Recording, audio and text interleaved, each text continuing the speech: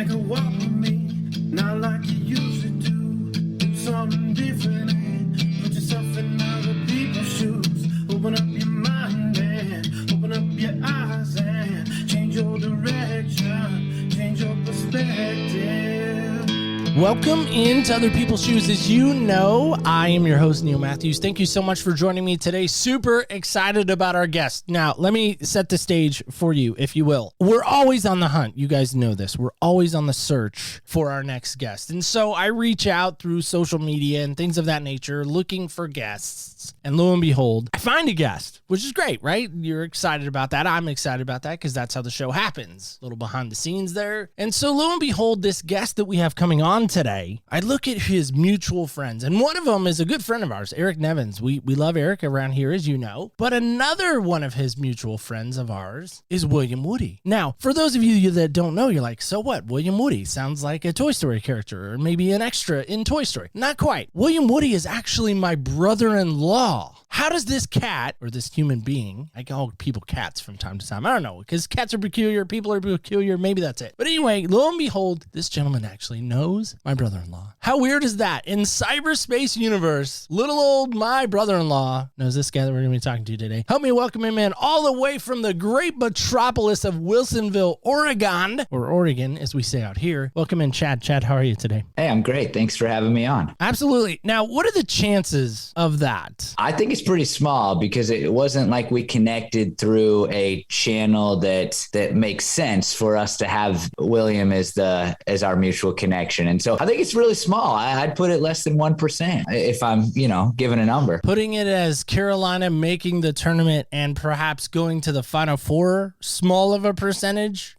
I think more like St. Peter's percentage. So that's where I'd put it. Those fighting peacocks from St. Peter's who swept the March Madness tournament. We're excited about that. Chad, I'm excited about having you on today. Now, here's why. Because one, you're in Oregon, so we're in the same time zone, so that's always fun. I don't have to get up uber early to talk to folks, which I'm willing to do, but sometimes I feel like I'm at my best at 9 a.m. I don't know about you, but I'm kind of at my best by then. Yeah, I feel I'm a morning person, so I'm good until about 11, and then it's over for me. I don't feel like I can do anything productive after about 11 o'clock, except for eat lunch. I can handle that. Anything else, no good. So we love to ask this question right at the onset of our show, and that's this question: what size shoes do you wear? Oh, I listened to another episode, and I knew you were going to ask that, and I almost canceled on you because I have small feet, and they seem to be shrinking through the years. And my brother-in-laws, in particular,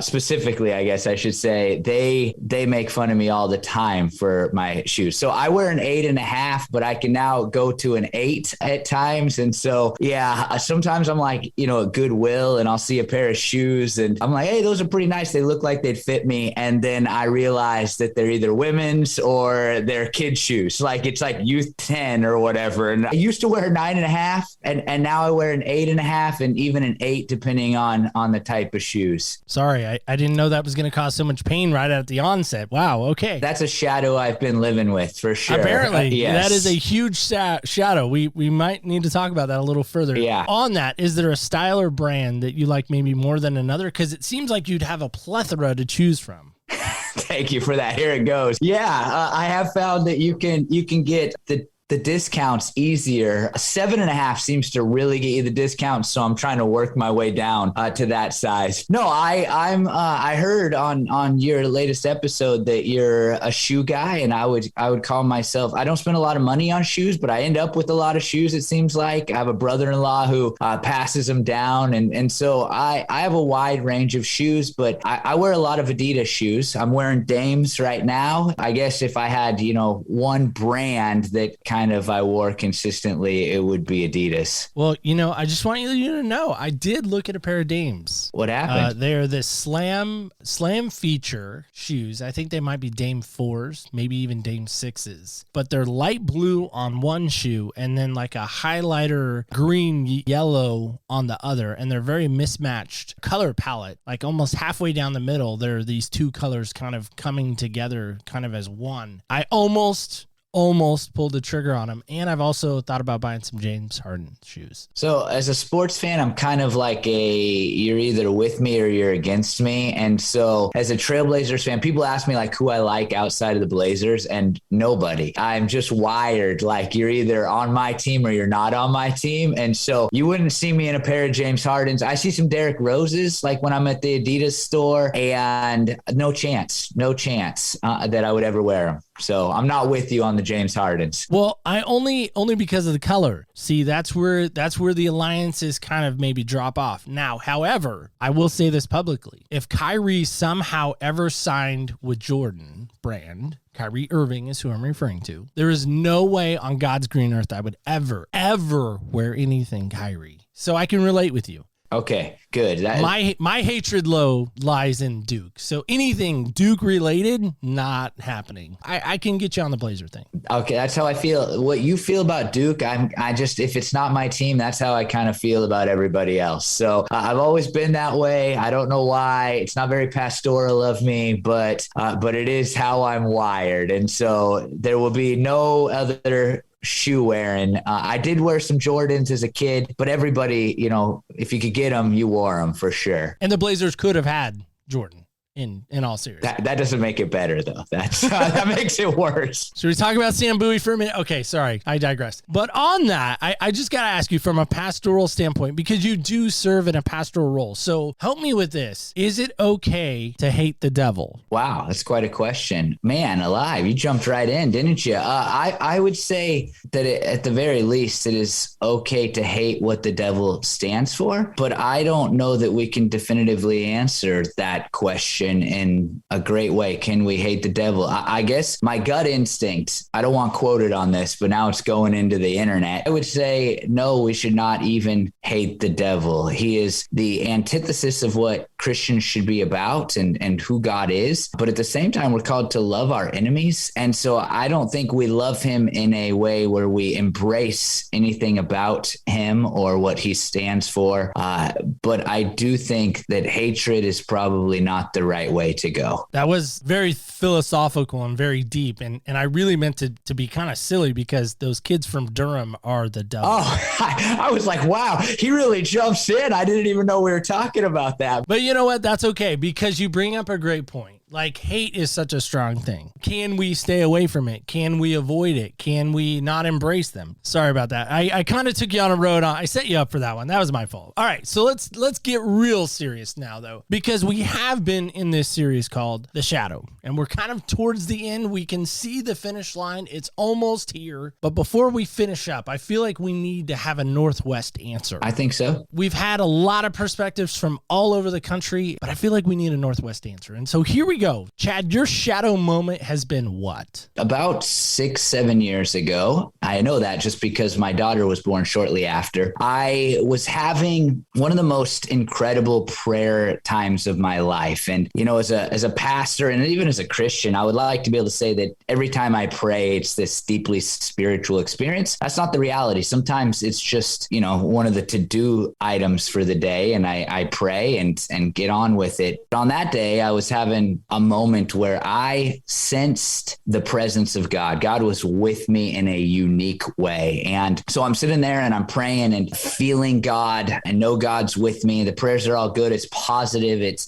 something I'm enjoying. I like being in the presence of God in a way that is tangible, and praying and things are fine. And then all of a sudden, to be honest, out of nowhere, there's like a still small voice in my head. It's not audible, but I hear the words, "Kill your dog." It was shocking just to go from this incredible prayer experience to hearing something that seemed so opposite of what God would say to me. What made it a shadow for me, and that shadow followed me around for a couple of years, but what made it a shadow for me is that it came in such a godly moment that it was really hard for me to decipher whether or not it was from God. And I know that sounds crazy because, nobody wants to killed a family dog. And honestly, we loved our dog more than most people. It was before we had children. That dog was a special dog. We have a dog right now that's not so special. He's a struggle. He was a great dog, a good dog. We loved him like a child. He was a sick puppy. And so we were with him always. He went everywhere with me. And to have this thing pop into my head, this invasive thought, as I've since learned it's called, come into my head in such a godly moment. It really, Satan, going back to Satan in a more serious way, he really twisted that up, and it became a kind of a 2-year struggle for me that not many people knew about or heard about. And frankly, this is the second time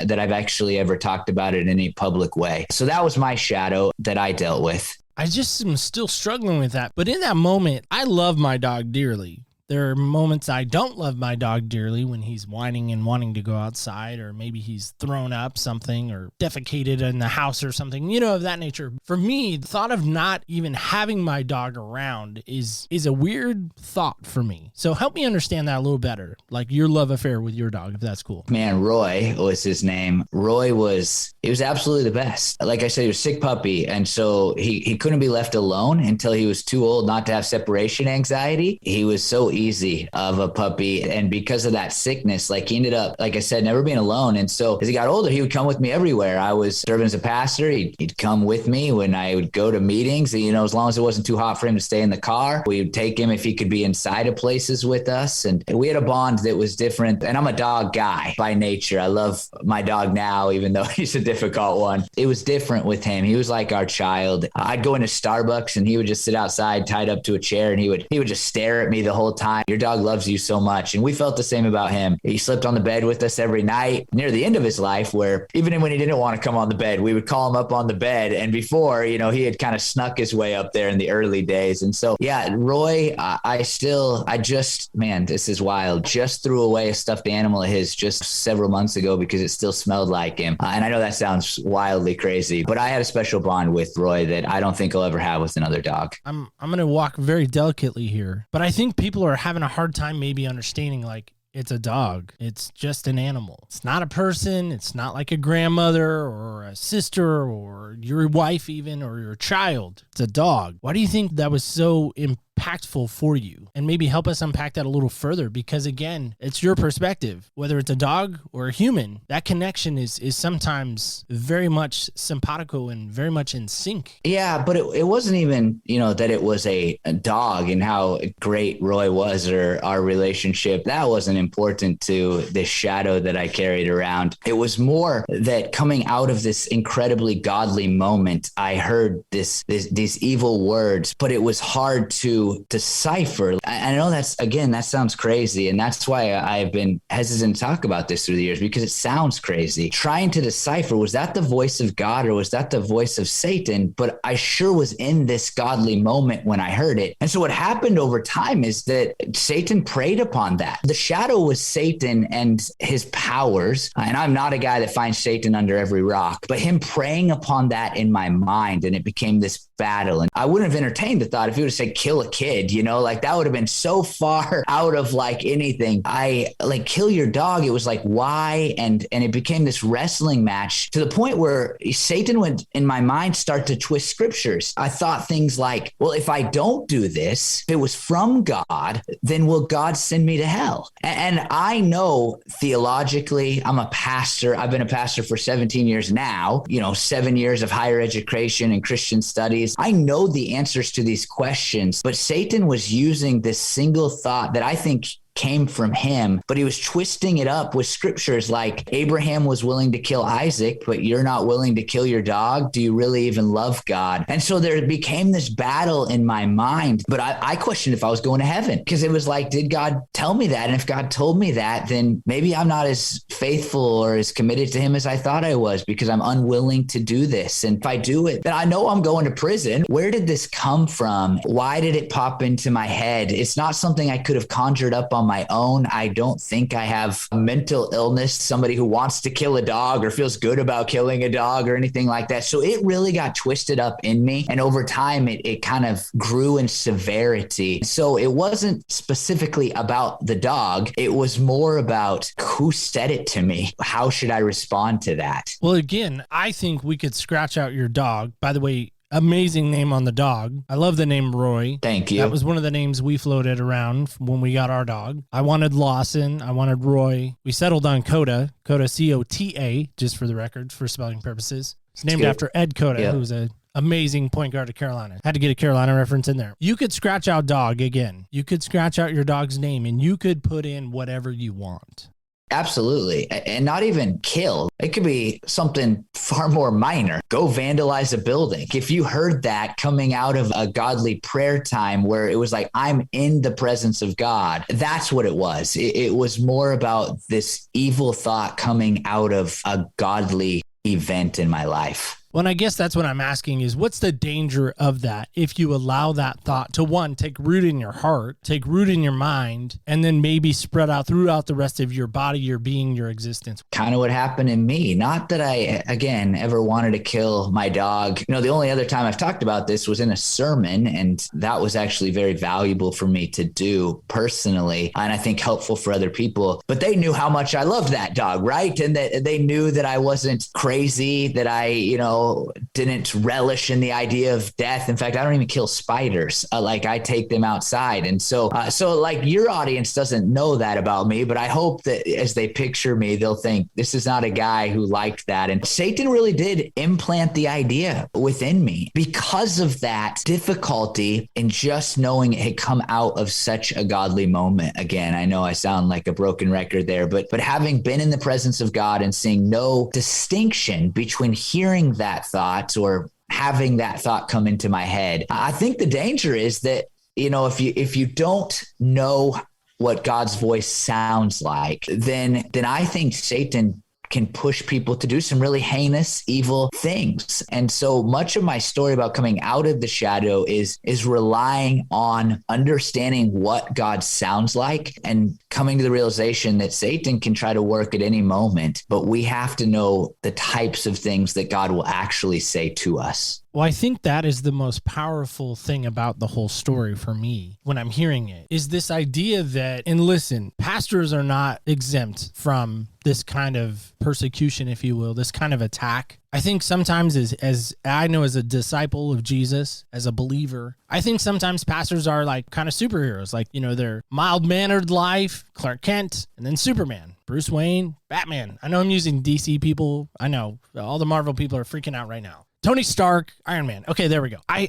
think sometimes we forget that on a Sunday morning. We forget that in a worship service. How do you counteract that in your own life? Where you make sure that your life is, no matter if you're in the pastoral moment or if you're just Chad by himself in his office? I think the opposite is often true. I think there's less attack from Satan if people aren't actively serving Jesus. And it's really easy to fly under the radar. In fact, we added an elder pastor at our church a handful of years ago. And that was a big part of our conversation. Like, you need to understand that Satan's going to come at you harder if you take this role, because he doesn't want you to do this important work in our congregation. And I think you're right. People think that about pastors, people in ministry. But the reality is, I think that attack of Satan came in large part because of the work that God, has graciously done through me at our church. And it came at a time when our church was growing and God was doing incredible things. And I say all that without answering your question, but to answer your question, I think it's very similar to the other things. I think that as a pastor or any Christian, if we're going to ward off the attacks of Satan and his minions, because I don't think the personal being of Satan, honestly shows up to us, but demons do, I think, more frequently than we expect or think about in modern American Christianity. If we're going to ward off those attacks, I think, like I said, we have to know what God sounds like, and we do that by reading the Bible. And if something contradicts what God says in the Bible or is different than what God sounds like in the Bible, then we need to be able to get to a point where we recognize that. Jesus says that, right? Like, my sheep recognize my voice. And I think we have too many sheep in modern Christianity that can't recognize Jesus' voice at all. And so that's a big part of it for me. And in my story, a big part of it was making sure that I had godly Christian voices. But there were people in kind of the 2 years that followed this event that were there for me, that spoke truth into my life, that reminded me of what God sounded like and talked me through some of the incredible struggles that followed this. And so I think that's a big part of it. Prayer is obviously a part of it. I mean, all the things that are in the armor of God at the end of Ephesians 6 are part of it. And I think not giving Satan a foothold, as it says about anger in the Bible, is a really important deal. We need to do our best to avoid him. And, your joking question about hating Satan came up, and I can't answer that very well, but I can sure tell you that we must do our absolute best to avoid the work that he wants to do in our lives. Well, again, I think so many times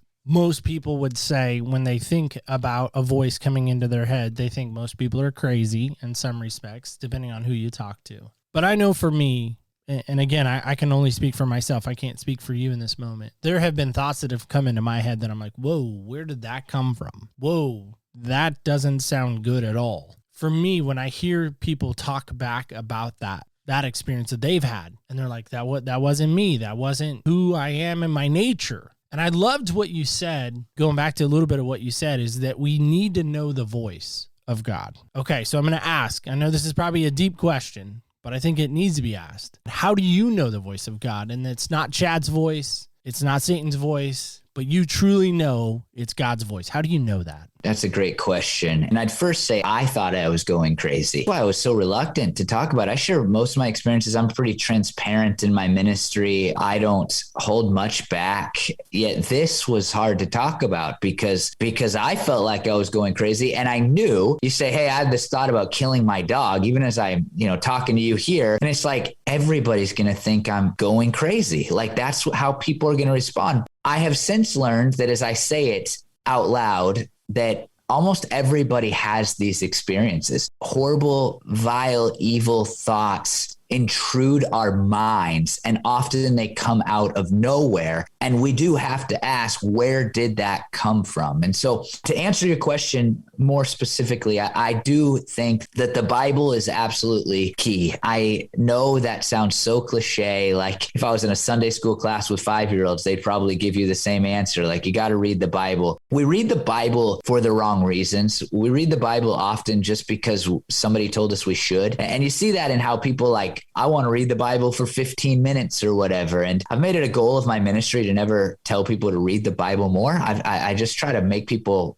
want to read the Bible more. That's how I approach things. In 1 Peter, it talks about how we've tasted and seen that the Lord is good. And so we should long for more spiritual milk of the word, as he says it. That idea, I think, should permeate this discussion in some ways. Like if you're just reading the Bible because, you signed up for a reading plan, or your pastor told you last weekend that you should do it more frequently, that's not going to do the job as far as learning to what God sounds like. It'll help, right? Like part of it is a discipline, but we need to read the Bible in such a way that we're saying, what is it that God is saying here? And to really think about, what we're doing when we read scripture. I listen to the Bible a lot, just learn better that way. But even then I can just turn it on and almost like it goes in one ear and out the other and, mark it off the checklist for the day. But when we're really trying to read the word of God and get to its original meaning and understand it better, then that begins to shape how we can understand when it is God talking to us and when it's not, when it's, our own evil flesh or Satan himself. And I also think that this is where it's really important to have godly voices around us that can speak truth into our lives. I would say that we need to fill our minds with things of God. And the reality is that most people just fill themselves with, Netflix and, social media posts. And so, we can almost do a better job sometimes of knowing what Uncle Charles on Facebook, that's a thought from him. If we didn't have his name above it, right? Like we would know, oh, that's Uncle Charles being Uncle Charles. But how do we get to that point with God? And I think it's through his word, where it's like, oh, that's from God, even if you didn't know that, there's a verse connected to it and whatever it might be. And this is why I think, honestly, that we are so okay with preaching in our modern world that often isn't quite biblical. Maybe not all the way wrong, kind of on the line of being wrong at times. And I think we're accepting of that in our culture, in large part because people don't know what God sounds like. And so they think God sounds exactly like whatever pastor they choose to listen to. And I would hope at my church that people studied and read the word of God enough that if I said something wrong when preaching, they would not put up with it. And so there's a long answer to your short question, but the Bible is just the way, even though it's a Sunday school answer. Well, I think you're absolutely right in a lot of what you're saying, at least in my opinion. Because again, like we were saying kind of in the green room, is that especially nowadays, we're in such a consuming culture, more so than I think we ever have been. Whether we're consuming calories or we're consuming content or we're consuming something somewhere, it's rare. And at least for me, it's rare I get in my car and I don't have the radio on or I'm listening to something. Sure, others are the same. So what I'm wondering about for you, do you hear God best where? And maybe this is a practice others can follow. Yeah, so I think one of the reasons that we consume so much, and there was some comedian who had this very vulnerable moment a while ago. I don't remember who it was, and I'm sorry, it's just coming to my head now, but where he talked about having the radio up and being in his car in order that he wouldn't hear his own thoughts, basically. And so I do think there is almost a worry about being quiet. To answer your question, it's when I get away from everything and I actually listen for God's voice. I used to be a youth pastor at our church, and we always talked about how when we got kids to camps, all of a sudden magically kids would be moved by God. They would hear from God. They would worship God more fully. And at some point I realized it wasn't about camp high, as kids would sometimes say it. It was simply about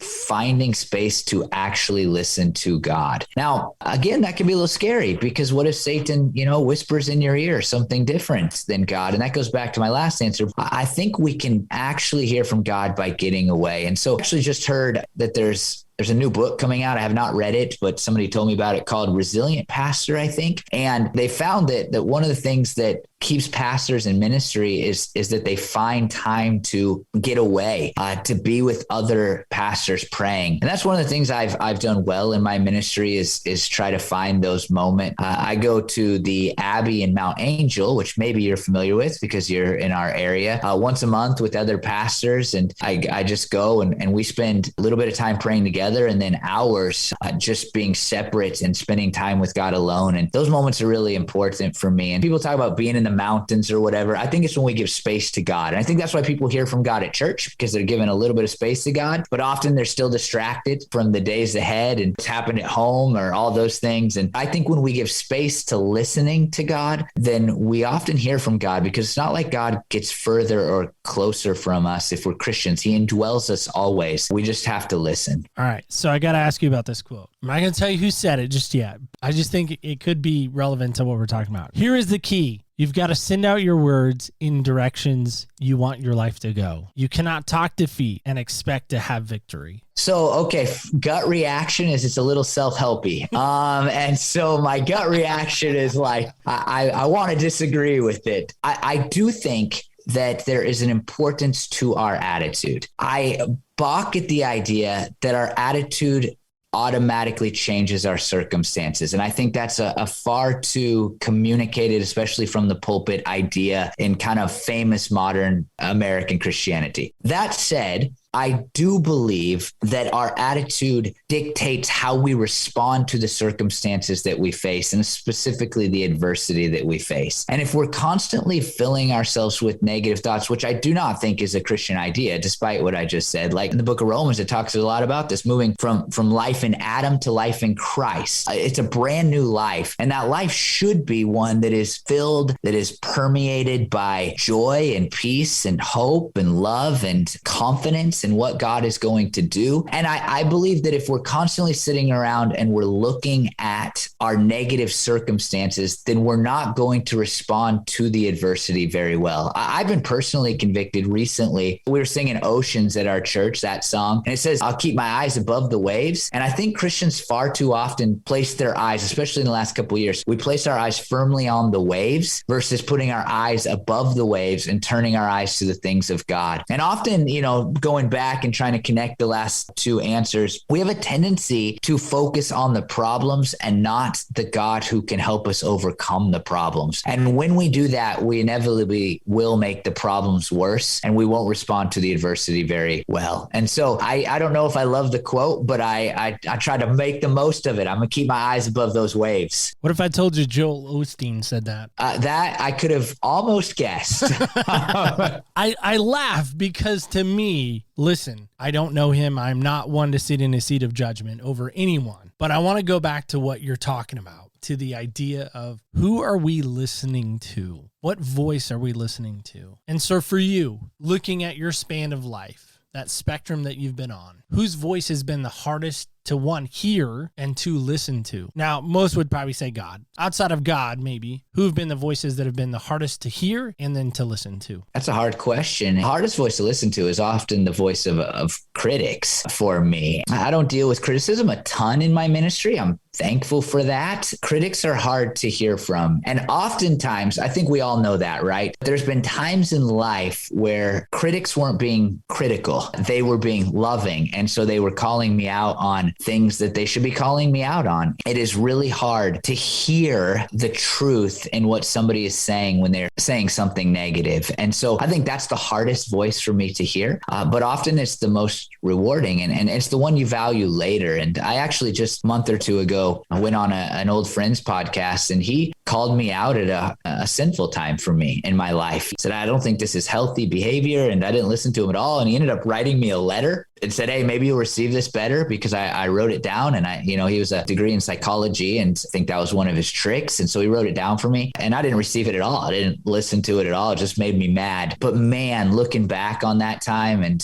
thankful I kind of had the opportunity to express this to him, I couldn't have asked for a better friend. Call me out in a loving and gentle way on what I was doing. And so I think critics are the hardest to listen to, and yet it can be the most beneficial when those critics are not being critical, but being loving. I bring it up because I think so many times, again, we have an opportunity to hear a voice, listen to a voice, and some voices are really hard to hear. Or a dear friend says something that I'm like, I heard you, but I don't want to listen to you. Talk about these advisors around you, these spiritual men in your life, these mentors, I'm guessing in some respects, that again, they might come to you and say, like, listen, Chad, we see this, we've heard this, we've perceived this, but you can hear them. Doesn't mean you listen to them. And I guess that's what I was just trying to figure out there by that question. Yeah. Well, I guess I should say, I think it's a perfect time to say it, that there's actually those voices, they were easy to listen to when it came to the kill your dog stuff. And I think that the most important thing I can say about that time in my life is that Satan wants us to struggle alone. The best decision I ever made was telling a dear friend who is a godly and smart, Bible-knowing person about what I was dealing with. And I remember sitting, I think it was like after a softball game that we had played together, and sitting out and in between the two fields here in Wilsonville and saying, man, I think I'm going crazy. And he sat there and he laid it out for me in just the clearest way. Like, look, man, you're not going to kill your dog. It's kind of like let it go because it's not happening. Think through if you did. This ministry that God has used you to build goes away, and your family goes away, and you're going to go to prison. While Satan, man, I'm getting teary saying this, he sat there and he became a mouthpiece for God on my behalf, where I needed somebody to remind me and to make just clear to me, because Satan was fighting against my soul. I don't know how else to say it, but somebody needed to sit there with me and say, dude, this is not from God. And I knew that, like, theologically, philosophically, I knew that. I needed somebody else's voice to make that clear to me. And I had another friend too, in the midst of it, where I couldn't sleep at night because Satan was preying upon this single intrusive thought. He came over and watched movies with me and spent the night at my house. This is a professional working man, and he spent the night on my couch. Even when I preached and I finally brought this up and said, I got to tell you guys what I've been going through, I was shocked because people came up to me afterwards and said, I've had those moments and I've struggled with those things. Satan wants us to struggle alone, and we get defensive. Defensiveness is one of the ways Satan works. And so we can't hear what other people need to say. That wasn't my experience in this moment in my life, but struggling and fighting against Satan alone is one of the absolute worst things that we can do. And I would say to everybody, it might be hard to hear the truth of others, but do not think that nobody else has dealt with what you're dealing with, and make sure that you find other people to talk to you about the things that you struggle with, even if you don't like hearing what they say at the end of it. Well, and I guess that's what I was trying to say is in that there are so many times that people don't want to admit that they're struggling, that they're failing in some respects. I hate to admit that I failed. I hate failure. I hate being around failure. I hate feeling like a failure. I mean, there's so many things that come into that, I think, for a lot of people. And to me, when a pastor is vulnerable enough, and it doesn't have to be a pastor, when another human being is vulnerable enough to say, listen, been there too, walk that mile too, I know that experience shows a vulnerability that I gravitate towards with people because I want people to be vulnerable. Weirder it feels, the more that becomes a fear. In this, 2-year period of my life that I struggled with this, it's like people are going to think I'm crazy. And I think everybody feels some of that to some degree, right? Like people are going to think and then you fill in that blank. People are going to think I'm terrible. People are going to think I'm crazy. People are going to think I'm stupid. And so we then sit alone expressing these things. It wasn't just like, well, they're going to lock me up because they think I'm nuts. It was also saying, I can't carry this alone. It seems like something I should be able to carry, but I just can't do it anymore. Like I need somebody to come over here and sit with me and watch a movie because I'm laying in bed. All I can think about is whether or not I'm going to hell if I don't kill my dog, right? Like that is a crazy thought, but I couldn't handle it alone anymore. I knew it, the right answers, but I just couldn't carry the burden alone. And so, man, my good friend Neil, the other one I mentioned was Matt. Neil coming over and just sleeping on my couch. But if I wouldn't have said it, he wouldn't have helped me carry that burden. And I'll tell you that not one person has ever said to me, maybe some of your audience will be the first, you're crazy. And I can't believe that you're such a terrible person for having this thought and not knowing the exact answer. Everybody that I've expressed it to has encouraged me. And now this is no longer a shadow that that follows me around. But during that time, there was not a single person that said anything but encouraging, positive things. And I found that. Now I know there's other experiences out there, but anything I've expressed to other people that I thought, well, they're going to say Chad is too bad or too evil or too whatever. Nobody has ever come back and said exactly what I thought they were going to say. They've always been encouraging. In fact, I'll tell you a story from a friend of mine. One time they told me something that they thought, they were like sitting me down. Like, this is a big deal. Like this is too evil for anybody, for me to want to tell anybody to. And they told me, and I was just like, and not intentionally, like, I think God, impressed this upon me in some way that was beyond myself. I just was like, okay, doesn't seem like that big a deal. I'm here for you, whatever. And they ended up writing a song about me because it was so valuable to them that I just didn't make a big deal out of it. And that, to me, that's been kind of everybody. Whenever I express something that feels huge to me, that I need help with, that feels like too big of a burden or whatever, people they've encouraged me, but it's never felt like as big a deal to them as it seemed like it would. I think there's power in that too, to say once it comes out, once it's made known, once it's brought into the light, it doesn't have power over you anymore. As lame as it sounds, I remember being afraid of the dark as a kid. Long time afraid of the dark. Still not a big fan of the dark in all sense of the word. I don't like it. I like being alone in the dark. And I remember one of the few times my dad came to the rescue and he turned on the light and he's like, look under the bed. Look. All your stuff's under the bed. Nobody's going to live under there. Trust me. Nobody wants to be under there. You don't even want to be under there. And I remember thinking, okay, it's not that bad. It's not that bad. I know nothing's there, until it was brought to the light that I was like, okay, I don't have to deal with that anymore. And I think there's so much power in that and what you're saying. Chad, really appreciate that. You have a podcast of your own. How can folks go and listen to that and know more about that? Yeah, can I say one more thing about what you just said? If anybody's listening and they're holding something in, just find a Christian brother or sister and talk to them about it. And I think what you said is so great. The last person I interviewed for my podcast to connect the two, he said this thing, it won't probably be included in the main episode, but he said secrets make you sick. I think secrets can physically make us sick, and also that secrets can make us spiritually sick because we carry burdens alone that we don't need to carry alone. And so yeah, that podcast, we have our church's podcast, obviously, with my sermons, and lots of people listen to that. But I recently launched my own podcast telling the stories of how and why Christians became Christians, especially and specifically people that have influence in one way or another, whether that be online or in other ways. And so I've had the opportunity to interview some amazing people so far. The first guest was the professor, who is Spider-Man basketball. If you know that on YouTube, he's a famous street ball basketball player, fashion influencer on. That episode's out now. Did an episode just recently with somebody who's been big in the young life world. Have our newest episode that's about to come out is with president of Western Seminary here in Portland. Did one with a friend of mine who is a rapper and leadership coach. And so, yeah, I'm just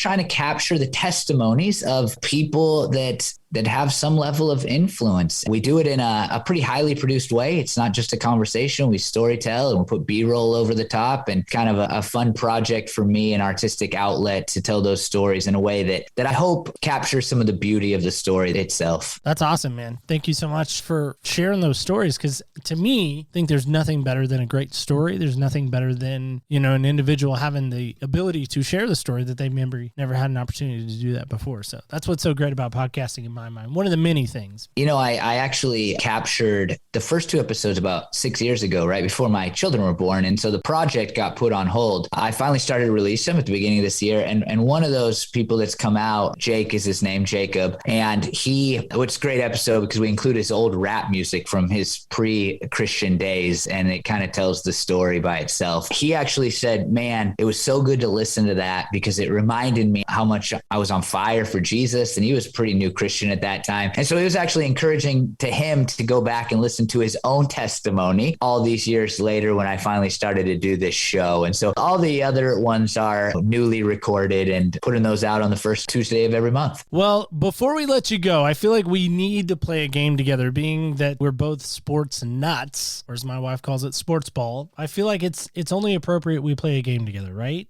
Sure. So here's our game. It's a game that I lovingly call Senseless, and it is the series of 5 questions, and then 6 is our wild card questions. So here we go. I have this North Carolina Cup. Apparently, the Blazer one was back ordered. Okay, that's fair. I understand.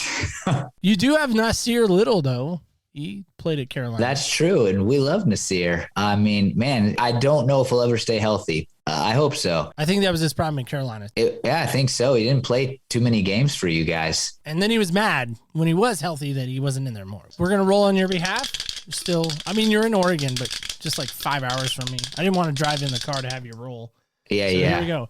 Number 1, believe it or not, that is a 1. I know it looks like a Carolina logo, but trust me, it is number 1. Question number 1 is this. Ooh, kind of appropriate in some respects. How do you want others to see you? I want others to see me in so many ways that they probably don't see me. People probably look at me as a good leader and a good communicator and somebody who can cast a vision for an organization. But I want people to see me as a humble, godly person that served others and faithfully followed Jesus. And I hope there's a little bit of that in me. When I die, man, I'd love for them to describe me as a humble servant. And I'm not sure I'm there yet. That's how I would like to be described and talked about. I think there's something powerful in that, to say, listen, I want to make sure that when I'm gone, that there is a legacy for those to follow, that I've left an impact, that I've left some footprints behind to maybe follow after in some respects, right? Oh, yeah, absolutely. I think that's sometimes where the good and the good collide. I know that doesn't make a lot of sense, but, I want to have as much of an impact as I can.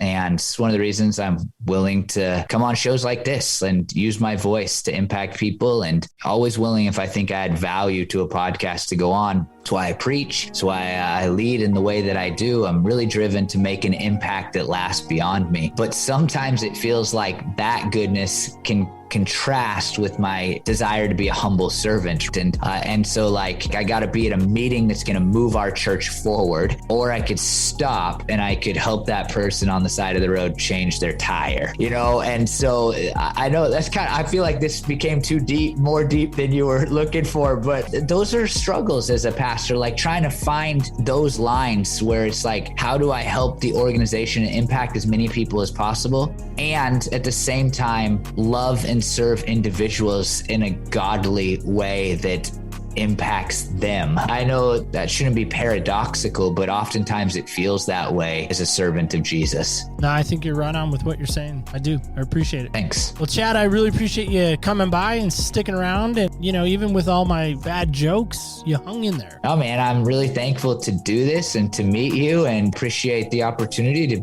to be on, and love it if people, wanted to talk more. I'm a pastor and I'm always available, and so people can find me on, social media at Chad A. Harms, everywhere there's social media. You can find me there.